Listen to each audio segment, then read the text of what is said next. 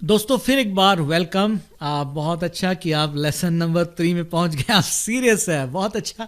प्रभु आपको बहुत आशीष दे। मेरी प्रार्थना है कि आप सब लेसन्स को सुने और आशीष प्राप्त करें, क्योंकि हर एक पार्ट जो है पिछले लेसन के ऊपर बिल्ड करता है। और खासकर ये पहले जो 3 लेसन्स है जिसमें 4-4 हिस्से हैं, उसको हम बहुत महत्वपूर्ण समझते हैं। तो ये जो पहला महत्वपूर्ण लेसन है आत्मिक जीवन का, आध्यात्मिक क्षेत्र, उसका ये तीसरा हिस्सा है। पिछले लेसन में हमने देखा मैं कौन हूं, मैं मसीह में हूं। तो एक चीज को देखना है कि मैं कौन नहीं हूं, तो ये भी जानना जरूरी है कि मैं कौन नहीं हूं। तो आज उस लेसन को हम देखने वाले हैं कि मैं मेरा शरीर नहीं हूं। ये बहुत महत्वपूर्ण है, क्योंकि जब हम मसीह में आते हैं, प्रभु यीशु मसीह को स्वीकार करते हैं, अपना आत्मिक जीवन शुरू करते हैं, तो बहुत देर नहीं लगती समझने में कि अब एक लड़ाई मानो शुरू है। क्योंकि आत्मिक जीवन, परमेश्वर की आत्मा एक चीज कहती है, पर दूसरे तरफ से एक और खिंचाव होता है ऐसे, जो हमको परमेश्वर से दूर करता है। ये क्या है और इसको समझना कि इसका प्रभाव कैसे पड़ता है और उसको कैसे ना होने देना आपके लिए और मेरे लिए बहुत जरूरी है। बाइबल बताती है कि इसी अनुभव को परमेश्वर के दास पौलुस ने भी अनुभव किया। अगर मैं परमेश्वर का मित्र हूं तो ये कौन सी चीज़ है जो परमेश्वर से दूर मुझे खींचती है और परमेश्वर के दुश्मन के समान जीवन बिताने के और व्यवहार करने की मेरे मेरे मेरे मेरे अंदर में बातें निर्माण करती है। तो पौलुस कहता है रोमियोस के 7वें अध्याय 15वें वचन में, 18वें वचन में वो कहता है कि ये क्या हो रहा है, मैं समझ नहीं पाता, क्योंकि जो मैं करना चाहता हूं, जो मुझे नहीं पसंद है, या वो चीज़ें जो मैं नहीं चाहता करना, मैं वो करता हूं, और जो करना चाहता हूं वो मैं नहीं करता। ये क्यों मेरे साथ होता है? और वो जवाब भी देता 18वें वचन में, क्योंकि मेरे शरीर में, अर्थात इस शरीर में जिसमें मैं जीता हूं, कोई भली वस्तु नहीं, इसमें से भली चीजें पैदा नहीं होगी। तो जब परमेश्वर ने आपको एक आत्मिक जीव बनाया है, ये आत्मिक जीव परमेश्वर ने आपको आपके अंतरात्मा में, आपके आत्मिक मनुष्य में दिया है, और परमेश्वर वहां से आपसे बातचीत करता है। पर आप और मैं शरीर में रहते हैं, इस दुनिया में रहते हैं, और दुनिया का असर आपके और मेरे जीवन में है। तो हमारा जो शीर्षक वचन है गलातियों की किताब उसका 5वां अध्याय और उसका 17वां वचन, क्योंकि शरीर आत्मा से के विरोध में और आत्मा शरीर के विरोध में लालसा करती है, ये एक दूसरे के विरोधी है, इसलिए कि जो तुम करना चाहते हो ना करने पाओ। तो शरीर आत्मा का विरोधी है और शरीर हमारे आत्मिक जीवन को बढ़ने से रोकना चाहता है।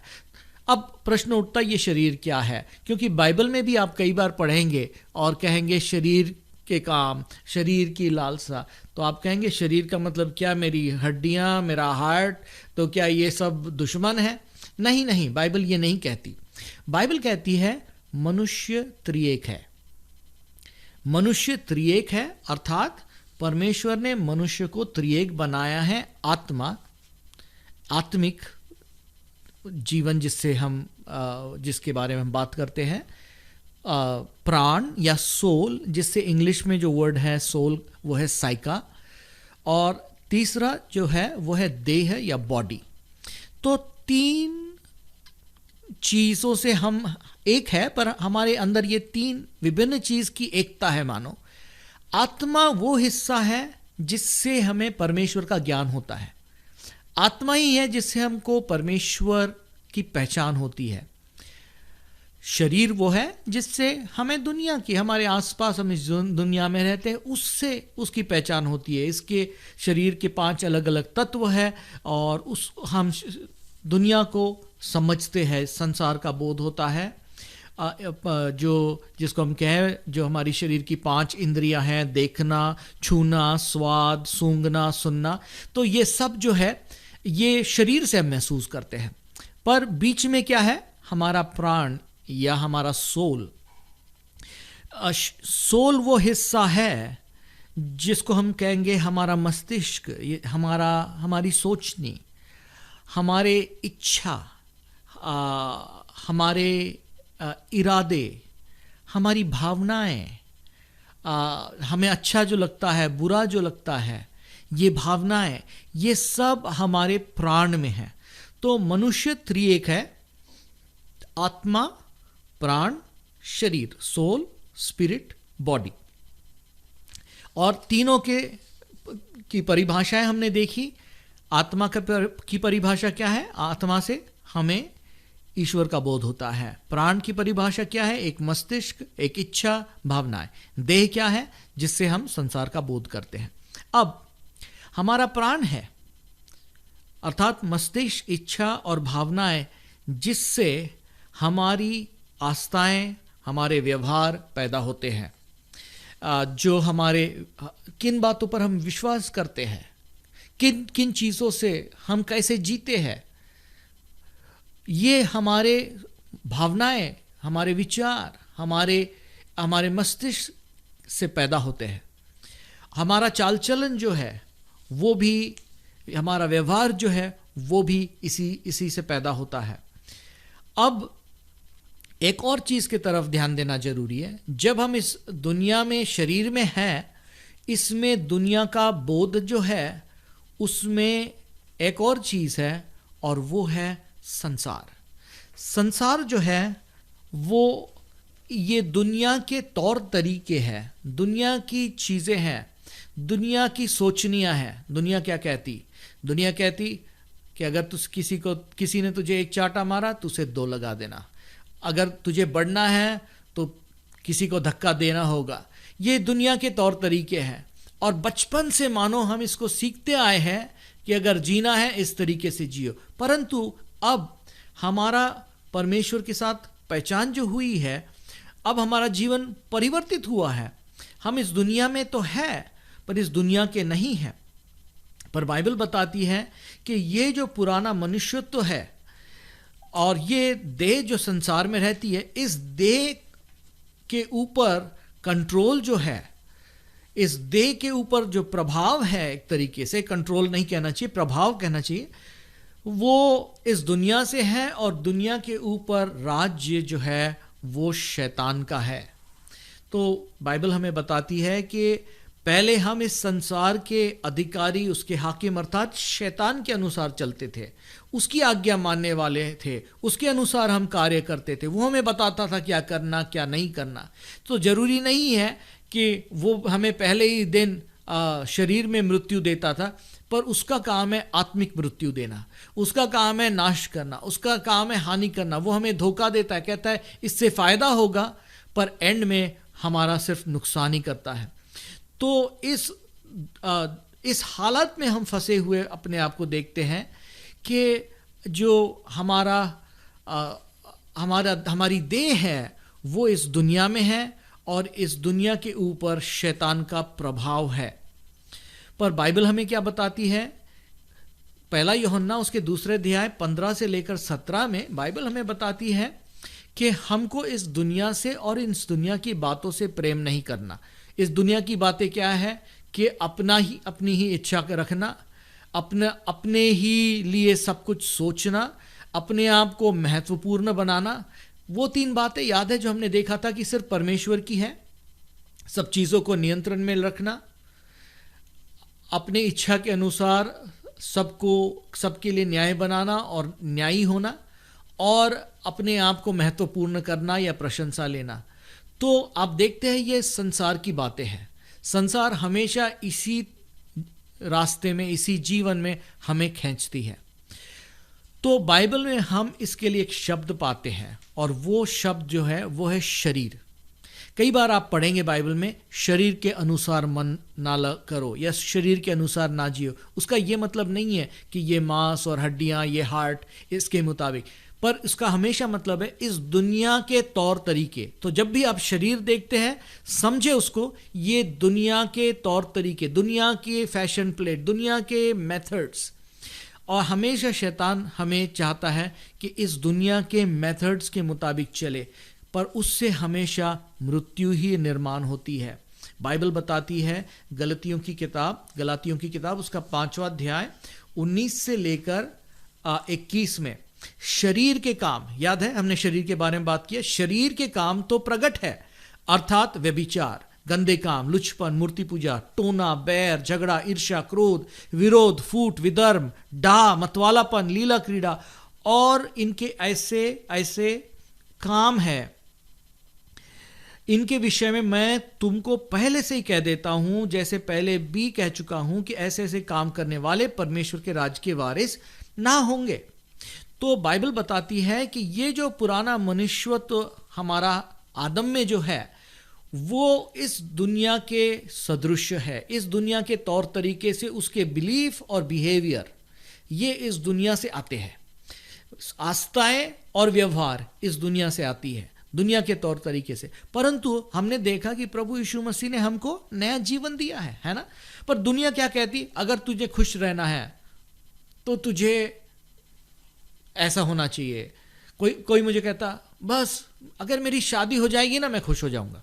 फिर कोई कहता अब मेरे बच्चे हो जाएंगे ना तब हम खुश हो जाएंगे। अगर मेरे पास दोस्त होते मैं खुश होता, अगर मेरे पास पैसे होते मैं खुश होता, अगर मेरे पास ये नौकरी होती या पोजीशन होता, अगर मैं इस जगह रहता, अगर मेरे साथ ऐसे होता, अगर मुझे ये काम करने को कोई कहता, या अगर मैं ऐसे दिखता, अगर मेरा वजन कम होता, कोई कहते अगर मेरा वजन थोड़ा ज़्यादा होता, अगर मेरी ऊंचाई थोड़ी ज़्यादा। तो ये सारी चीज़ें जो है, हो सकता है आप भी सोचते होंगे, ये सब सोच कहां से आती है? ये उस अस्तित्व से आती है पुराने आदम के, जो हमने पिछले पाठों में देखा कि अब तो मैं मसीह में हूं। तो इस पाठ में हम क्या सीख रहे हैं? मैं शरीर नहीं। इसका मतलब मेरा इनपुट जो है, मेरा चाल चलन, मेरा विश्वास, मेरी आस्थाएं, मेरा व्यवहार जो है, वो इस दुनिया से नहीं आती, क्योंकि अब मैं मसीह का शागिर्द हूं। और ये बातें जो है सिर्फ मृत्यु को या नाश को ही पैदा करती है, क्योंकि जब हमारे जीवन में हम इन चीज़ों को देखते हैं और इन चीज़ों से अपने जीवन की खुशियां प्राप्त करते हैं, अपने विश्वास को, अपनी आस्थाएं, व्यवहार करते हैं, तो अपने जीवन में हम डिसअपॉइंटमेंट देखते हैं, फिर हम निराश हो जाते, फिर हम कहते हैं अरे मैंने कोशिश की पर मैं नहीं कर सका। पर प्रभु क्या बताता है? उसने हमें प्रभु यीशु मसीह में नया बनाया है, हमें एक नई पैदाइश है। तो हमारे जीवन में हमें इस नए जीवन को देखना जरूरी है, क्योंकि ये पुराने जीवन के रास्ते जो है, बाइबल बताती है कि यशायाह 64 उसके 6वें वचन में कि ये हमारी खुद की धार्मिकताएं जो है ये मैले चिथड़ों के समान है। तो बाइबल बताती है कि तुम शरीर नहीं हो। रोमियो की किताब उसके 7वें अध्याय के 24वें 25वें वचन में और 8वें अध्याय के पहले वचन को अगर आप देखें तो बाइबल कहती है कि जैसे हमने देखा था कि पौलुस कहता है कि मुझे इस पुराने मनुष्यत्व से कौन आज़ाद करेगा। पर फिर वो कहता है परमेश्वर का धन्यवाद हो प्रभु यीशु के लिए जो हमारा उत्तर है, क्योंकि अब जो मसीह में है उनके ऊपर दंड की आज्ञा नहीं है। तो शैतान आपके और मेरे जीवन में उसी वक्त और उसी हद तक असर कर सकता है जब तक हम संसार अर्थात शरीर के अनुसार चलते हैं। परंतु अब बाइबल कहती है, जैसे हमने पिछले पाठ में देखा, आप और मैं कौन है? मैं मसीह में हूं। और अगर मैं मसीह में हूं तो मसीह, परमेश्वर और मेरी आत्मा का मिलाप हो गया है। तो इस चित्र को देखें, इस चित्र में आत्मा, प्राण और शरीर है। इसमें परमेश्वर जो है वो उसका आत्मा के अंदर एक कनेक्शन है, वो एक हो गया है, उसके अंदर है। पर दुनिया को देखें, दुनिया जैसे इस चित्र में शरीर के बाहर है। हम इस दुनिया में तो है पर इस दुनिया के नहीं है। तो दुनिया का असर लेना आपके और मेरे लिए जरूरी नहीं है, क्योंकि अंदर से आत्मा जो है हमारे आत्मा से बातें करता है। आत्मा हमारे आत्मा से गवाही देता है कि हम परमेश्वर के संतान, उसके बेटे और बेटियां हैं। तो प्रिय मित्रों, बाइबल हमें बताती है कि हम शरीर नहीं हैं परंतु हम आत्मा है। एजिकियल की किताब उसकी 36 अध्याय के 27वें वचन को अगर आप देखें तो यहां पर परमेश्वर कहता है कि मैं अपने आत्मा को तुम में डालूंगा जिससे तुम मेरे हुक्मों को मानोगे। तो प्रिय मित्रों, परमेश्वर हमारे साथ ऐसे नहीं करता है कि हुक्मों को हमारे ऊपर थोपता है, कहता अब मैंने तुझे नया बना दिया है और बस तू ये हुक्मों को मान। पर करता यह है कि वो हमारे आत्मा में एक नवीनीकरण पैदा करता है। उसकी उपस्थिति हमारे आत्मा में आ जाती है, जिससे हमारी तबीयत, हमारी इच्छा जो है वो परमेश्वर के हुक्मों को मानने की हो जाती है, क्योंकि परमेश्वर हम में आ जाता है। तो अब बाइबल हमें बताती है कि हमारा जो मस्तिष्क है, हमारी इच्छा है, हमारी भावनाएं हैं, उसके ऊपर एक और नया प्रभाव शुरू हो जाता है। वो प्रभाव किसका है? वो प्रभाव परमेश्वर का। इस चित्र की तरफ अगर आप देखें तो आप देखते हैं कि इस नए मनुष्य में अब 2 कनेक्शंस है। एक कनेक्शन जो है दुनिया में, संसार, शरीर, हमने उसके बारे में बात की, पर एक नया कनेक्शन है। वो किसका है? परमेश्वर के आत्मा का। तो पुराना कनेक्शन खत्म नहीं हुआ है तो, क्योंकि हम इस दुनिया में हैं, हम शरीर में हैं और शरीर का कांटेक्ट इस दुनिया में है और इस दुनिया के ऊपर राज्य शैतान का है, परंतु हमारे अंदर में राज्य परमेश्वर का है। अब आपके मन में, माइंड में, विल और इमोशंस पे 2 इनपुट है और हमारे पास एक चॉइस है। वो चॉइस है कि हम किसकी सुने। परमेश्वर का वचन हमारे पास आता है। उसका वचन क्या है? फिलिपियों के 4 अध्याय के 19वें वचन में देखें कि अब यही परमेश्वर है जो तुम्हारे सब जरूरतों को मसीह यीशु में पूरा करेगा। ठीक है। अब दुनिया का इनपुट क्या आता? अगर तुम्हारे पास बहुत सारी चीजें होंगी तभी तुम जाकर खुश होंगे। परमेश्वर क्या कहता? परमेश्वर कहता मैं तेरी सब आवश्यकताएं पूरी करूंगा। तेरी खुशी इसमें होना चाहिए। और सच्ची खुशी किस में है? इस बात के भरोसे में कि परमेश्वर मेरी सब आवश्यकताएं पूरी करेगा। दुनिया कहती है अगर तेरे पास ये होगा तो खुश होगा। हम किसी चीज को देखते हैं, ऐड देखते हैं, कहते हैं ओ ये चीज तो मुझे चाहिए तभी मैं खुश होगा। फिर वो चीज हम लेकर आते हैं, 2 दिन खुश होते, फिर तीसरे दिन फिर दुखी हो जाते, फिर खुश होते, फिर दुखी हो जाते। क्यों? क्योंकि हमने हमारे खुशी का बेसिस क्या बनाया है? दुनिया का इनपुट। पर अगर हम कहेंगे नहीं, मैं दुनिया के इनपुट को नहीं लेने वाला हूं, मैं परमेश्वर के इनपुट को लूंगा, वो कहता है कि मैं तेरी सब आवश्यकताएं पूरी करूंगा, तो अब वो खुशी अंदरूनी खुशी है। वो खुशी ऐसी है जिसे जो आपके जीवन से कोई छीन नहीं सकता। परमेश्वर कहता है ज़ेफनाया के 3 अध्याय उसके 17वें वचन में कि परमेश्वर आपके अंदर आया है। तेरा परमेश्वर यहोवा तेरे बीच में है। वह उद्धार करने और पराक्रमी है। वह फिर ऊंचे स्वर से गाता हुआ तेरे कारण मगन होगा। तो परमेश्वर आप में बेहद खुश है। परमेश्वर आपके अंदर में है। और अब परमेश्वर चाहता है कि हम इस दुनिया के सदृश ना बने। तो अब ये 2 इनपुट को जब आप इस चित्र में देखते हैं, आपके पास एक चॉइस है। क्या संसार की, शरीर के इनपुट को लेंगे या परमेश्वर के? तो जो तीसरा पाठ है आत्मिक जीवन का, उसमें यह है इस बात को जानना मैं शरीर नहीं। इस बात को अपने आप के लिए अच्छी तरह समझना, मैं शरीर नहीं, हालांकि मैं शरीर में हूं, परंतु इस दुनिया के इनपुट और इस दुनिया के तौर तरीके से चलने के लिए मैंने फैसला नहीं किया है। मेरा मन, मेरे इरादे, मेरी भावनाएं परमेश्वर के वचन से, परमेश्वर के बातों से प्रेरित होगी, दुनिया के बातों से नहीं।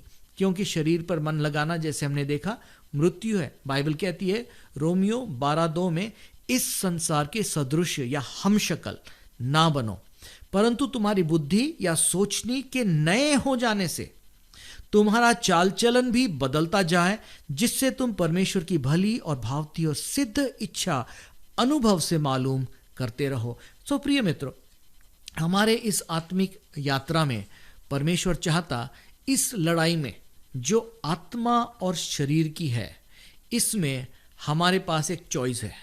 चॉइस ये है कि हर दिन हम संसार और शरीर के इनपुट को नकारे और परमेश्वर के इनपुट को, उसके बातों को स्वीकार करें। गलतियों उसका 5वां अध्याय उसके 16 और 17वें वचन में बाइबल बताती है कि इस नए जीवन में, पर मैं कहता हूं आत्मा के अनुसार चलो तो तुम शरीर की लालसा किसी रीति से पूरी ना करोगे, क्योंकि आत्मा शरीर के विरोध में लालसा करती है और ये एक दूसरे के विरोधी है, इसलिए कि तुम करना चाहते हो वह ना कर पाओगे। अगर हम आत्मा के अनुसार चलेंगे तो हम परमेश्वर की इच्छा को पूरी करेंगे, पर अगर हम शरीर के अनुसार चलेंगे तो इस दुनिया की लालसाओं को पूरा करेंगे। तो परमेश्वर चाहता इस बात को हम जाने कि द रियल यू, वास्तविक आप जो है वो आत्मा है, वो शरीर नहीं है। ये आत्मा है जिसको परमेश्वर ने, जिसका नवीनीकरण किया है। और जब तक आप इस दुनिया में हैं, आपका दिमाग अर्थात आपकी सोचनी, आपके इरादे, आपकी भावनाएं, उसको 2 जगह से इनपुट है। अगर आप इनपुट को कंट्रोल करोगे और इनपुट को आप कहोगे ये इनपुट अस्वीकार है, अपने आप आपके चाल चलन बदलता चला जाएगा। 2 कोरिन्थियों उसके 4 अध्याय के 18वें वचन में बाइबल ये कहती है कि हम तो देखी हुई वस्तुओं पर को नहीं, परंतु अनदेखी वस्तुओं को देखते रहते हैं, क्योंकि देखी हुई वस्तुएं थोड़े दिन की है, परंतु अनदेखी वस्तुएं सदा बनी रहती है। तो प्रिय मित्रों, आपके और मेरे सामने एक जीवन है। वो जीवन परमेश्वर का है, वो जीवन प्रभु यीशु मसीह में है। जैसे हमने पहले पाठ में देखा, हम परमेश्वर के विद्रोही नहीं, उसके दुश्मन नहीं, हम परमेश्वर नहीं है। हमारे जीवन में परमेश्वर की प्रभुता है। परमेश्वर है जो हमारे जीवन को अपने नियंत्रण में रखता है। परमेश्वर है जो हक रखता है कि हमारे ऊपर न्याय करे और वो हम पर दंड की आज्ञा नहीं देता। परमेश्वर है जो सब प्रशंसा के योग्य है। मैं परमेश्वर नहीं, पर मैं मसीह यीशु में नई सृष्टि हूं। मैं मसीह में हूं, मैं शरीर नहीं। तो इस पाठ को समझना आपके और मेरे लिए अति महत्वपूर्ण है। तो अगर आप 2 कोरिन्थियों के 4 अध्याय के 18वें वचन को देखें, जैसे अभी मैंने पढ़ा, कि हम उन अनदेखी चीजें, उन आत्मिक चीजों की तरफ ध्यान दें। हम उस चीज की तरफ ध्यान दें कि अब मेरा नवीनीकरण हुआ है और परमेश्वर मुझ में है, उसका वचन मुझसे बातचीत करता है, उसके वचन को आपसे बातचीत करने दे। जब वो आपसे बातें करता है, अपने मन को आप कठोर ना करें, आप उन बातों के ऊपर इरादा करें, तो धीरे धीरे दुनिया का जो इनपुट है, उसकी जो वाणी है, उसको आप सुनना धीरे धीरे बंद कर देंगे और आप ये नया जीवन जो प्रभु ने आपको दिया है, यीशु के शिष्यता में आप आगे बढ़ते जाएंगे, इस चीज को जानकर कि मैं शरीर नहीं। आइए हम प्रार्थना करें। प्रेमी पिता परमेश्वर, तेरे वचन के ज्ञान के लिए हम तेरा धन्यवाद करते हैं। तूने हमें इस दुनिया में रखा तो है, पर तूने ये भी कहा तुम इस दुनिया के सदृश ना बनो। हम शरीर नहीं है, परंतु हम आत्मिक एक नया जीव मसीह में है, और इसलिए हम में से हर एक को ताकत दे कि हम अपने आप को मसीह में देखें और इस नए जीवन को बिताएं। और मसीह जो हमें कहता है, उसका वचन जो हमसे बातचीत करता है, हम उसको हमारे जीवन में प्राथमिकता दे, उन बातों को नहीं जो दुनिया कहती है, जो शैतान की बातें कहती है, जो दुनिया के तौर तरीके कहते हैं, क्योंकि उस तौर तरीके से हमारे जीवन में हम कभी भी यीशु के शिष्यता में आगे नहीं बढ़ेंगे। प्रभु, तो अपने शिष्य बनने में हमें आगे बढ़ा, ताकत दे, क्षमता दे। और ये संभव है क्योंकि तूने इन चीज़ों का पूरा इंतज़ाम किया है, बशर्ते हम उसे कबूल करें और उसका पूरा फायदा उठाए। प्रभु, तू सुनने वाले भाई और बहन को आशीष दे और तेरे शिष्यता में आगे बढ़ा। प्रभु यीशु के नाम में, आमीन।